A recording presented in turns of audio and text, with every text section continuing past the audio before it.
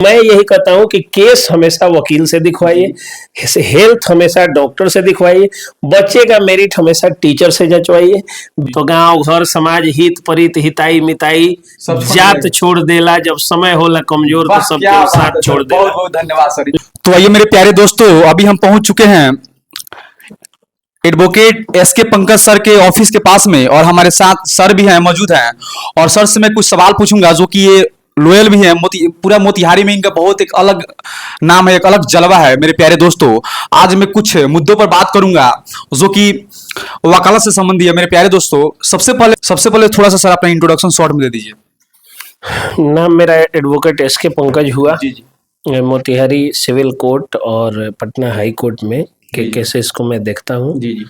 और मैं एक लॉयर हूँ। दूसरा मैं परिचय दूं अपना। सर, पहला क्वेश्चन आपसे यह रहेगा सर, यदि किसी व्यक्ति को बिना नोटिस के या बिना समन्स लेटर को पुलिस डिटेन कर लेती है, अरेस्ट कर लेती है, तो सबसे पहले सर उनको क्या करना चाहिए? देखिए, देखा जाता है कि क्राइम किस तरह का है। जी जी।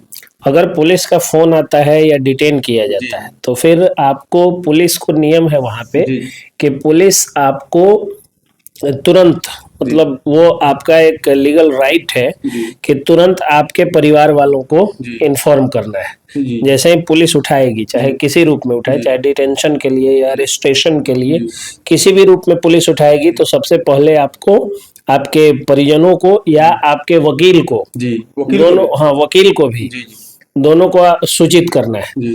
तो जैसे ही सूचित किया जाता है, तो फिर आपके परिजनों को या आपको खुद ही किसी वकील को बुला करके और चीजों को दिखवा लेना चाहिए।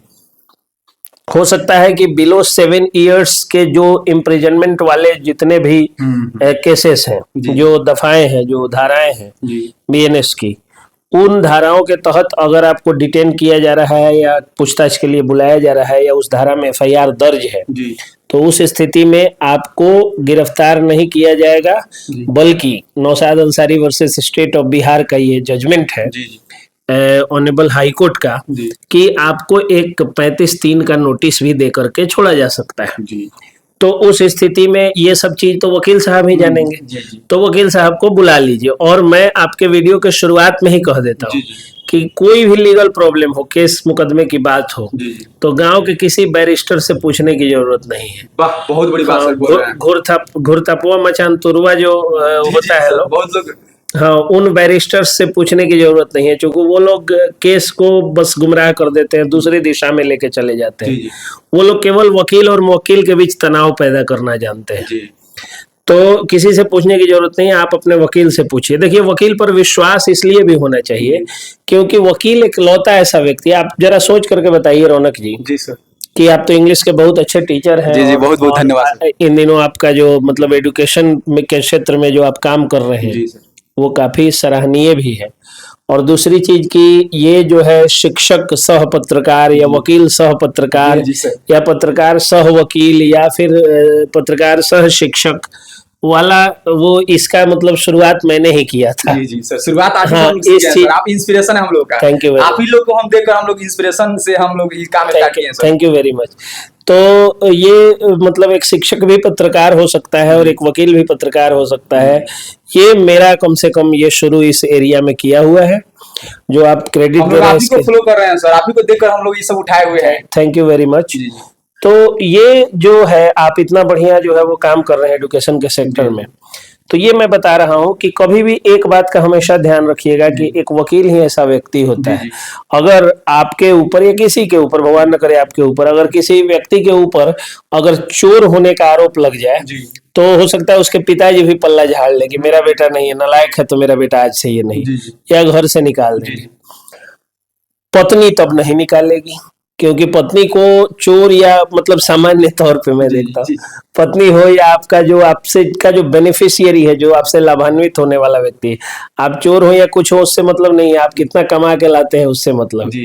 तो वहां पर पत्नी मैनेज कर सकती है, कई सारी पत्नियां मैनेज कर सकती हैं, लेकिन अगर उस व्यक्ति पर बलात्कार का अगर आरोप लग जाए, तो पत्नी भी नहीं मैनेज करेगी, पत्नी भी छोड़ देगी, पत्नी भी छोड़ देगी। तो चोरी का आरोप लग जाए, बाप छोड़ देगा, बलात्कार का आरोप लग जाए, पत्नी छोड़ देगी, कोई भी आरोप आप पर लगातार उस व्यक्ति पर 10 कितना मुकदमा हो जाए तो गांव घर समाज हित परित हिताई मिताई जात छोड़ देला, जब समय होला कमजोर तो सबके साथ छोड़ देला। बहुत बहुत धन्यवाद सर। लेकिन इसके बावजूद जी एक व्यक्ति होता है जो काले कोट में बैठा रहता है जी, अगर आपके ऊपर बलात्कार का भी आरोप लगा है तो वो व्यक्ति आपके साथ खड़ा होता है। वाह गजब। अगर आपके ऊपर हत्या का आरोप लगा है तो भी वह व्यक्ति आपके साथ खड़ा रहता है।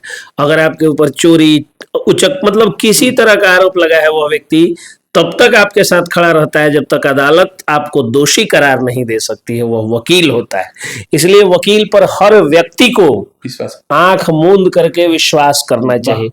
बाकी आप जिससे पूछने जाते हैं, गांव का कोई जो है वो बहुत जानकार आदमी है कि हम बहुत इतना की तक केस लड़े हुए हैं, घूर तापते हुए बतियाएगा, बीड़ी का बस खींचते हुए बतियाएगा, खैनी लटते हुए एक दूसरे से बतिया के जो कर देगा, वैसे लोग अगर जैसे कोई आदमी अगर आपसे बोले कि हाँ आप एक काम करिए इस केस में क्वैशिंग नहीं आप बेल फाइल करिए, तो आप उससे पूछिए कि भाई आप वकील हैं कि पूछ रहे हैं बोल रहे हैं, तो कहेगा नहीं हम तो इतना कितना केस लड़े हैं। तो तुरंत आप उससे पूछिए कि भाई अगर आप इतना कितना केस लड़ रहे हैं इसका मतलब आप गलत थे तब तो इतना कितना हुआ। सही बात बोल रहे हैं। या तो आपको केस को टैकल करने नहीं आ रहा था, नहीं तो आप गलत समझ लेता है, बोलते हैं बाप रे जानकार है 10 कितना लड़ा है, जबकि वो सच्चाई ये है कि वो व्यक्ति 10 कितना लड़ रहा है इसका मतलब जानकारी नहीं है उसको। जी सर, सही बात। नहीं तो 2 कितना के बाद FIR लॉन्च नहीं होता अगर चीजों को मैनेज करने आता उसको। तो ये एक बात हो गई। दूसरी बात फिर आप देखिएगा, और कोई आदमी होगा जो कहेगा कि हम एको कितना केस नहीं लड़े, तो भाई जब लड़े नहीं पढ़े नहीं तो आप जानते कैसे हैं? और अगर बहुत ज्यादा कितना लड़ गए तो फिर आप कैसे जानते हैं? इसका मतलब कहीं ना कहीं आप फेल हैं। मेरे कहने का मतलब ये है कि कानूनी सलाह वकील से ही लेना है।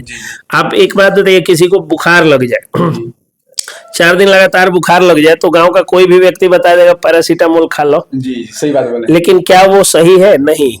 कभी भी इलाज डॉक्टर से ही कराना चाहिए। गांव के लोग तो पैरासीटामोल खिला देगा, कोनो सुई घोपुआ से इलाज करा देगा, मतलब ये सब चीज होता है। इलाज हमेशा डॉक्टर से कराना चाहिए और कानूनी सलाह हमेशा वकील से लेना चाहिए, और बच्चों को हमेशा टीचर से पढ़वाना चाहिए।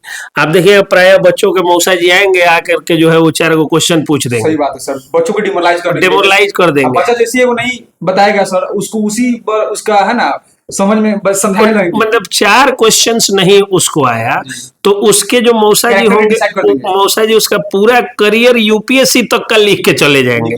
सही बात, ठीक है। बहुत बड़ी बात तो हम लोग फेस कर रहे हैं। हाँ, ये बहुत ज्यादा मतलब तो ऐसा बेहुदा मौसा मौसी फूफा ये लोग जो आता है, लोग चाचा उचा जो लोग होता है पटदारी में 1-2 आदमी बेहुदा लोग ऐसा हो जाता है, वैसे लोगों से कभी बच्चे को नहीं पढ़वाइए, नहीं चेक करवाइए। क्योंकि कारण क्या है कि प्राय वो लोग क्या करेंगे कि वो जो बच्चों के मौसा जी आएंगे वही सवाल पूछेंगे जो उनका अपना बच्चा जानता होगा। वाह गजब, बहुत बहुत। और हर व्यक्ति को अपना बच्चा बहुत अच्छा लगता है। अच्छा लगता है तो वो अपना बच्चा जो जानता होगा वो करके और दूसरे के बच्चे को डेमोरलाइज करने के लिए, चूंकि कजिन्स में प्रायः राइवलरी होती है, तो चचेरे ममेरे फुफेरे भाई बहनों में प्रायः प्रतिद्वंदिता होती है, तो उसको प्रतिद्वंदी के रूप में अपने बच्चे को जिताने के लिए भी वो सवाल जो है मौसा जी, मामा जी, फूफा जी, चाचा जी, चचेरा भाई भी जो है बड़ा सब जो होता है वो पूछ देता है। तो मैं यही कहता हूँ कि केस हमेशा वकील से दिखवाइए, हेल्थ हमेशा डॉक्टर से दिखवाइए, बच्चे का मेरिट हमेशा टीचर से जचवाइए।